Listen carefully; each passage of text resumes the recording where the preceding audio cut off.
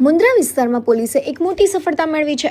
પાવાપુરી 4 રસ્તા પાસે ખાસ ઓપરેશન ગ્રુપ પશ્ચિમ કચ્છ ભુજની ટીમે ગુપ્ત માહિતીના આધારે દરોડો પાડી એક વ્યક્તિને કબજામાં લીધો છે। ગાંધીનગર ક્રાઇમ ન્યૂઝમાં આપનું સ્વાગત છે।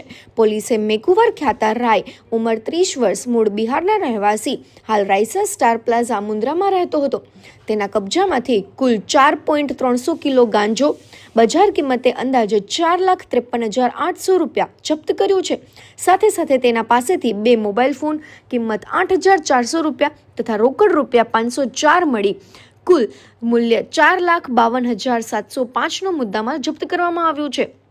આ ઓપરેશનમાં એસઓજી ટીમ સાથે મુન્દ્રા પોલીસ સ્ટેશનના અધિકારો અને સ્ટાફ પણ મહત્વની ભૂમિકા ભજવી હતી। આરોપી વિરુદ્ધ એનડીપીસી એસ કાયદા હેઠળ ગુનો દાખલ કરી વધુ તપાસ હાથ ધરવામાં આવી છે। પોલીસે જણાવ્યું કે આવા નશીલા પદાર્થોના ગેરકાયદેસર વેપારમાં સંકળાયેલા લોકોને ઝડપવા માટે અભિયાન ચાલુ રહેશે।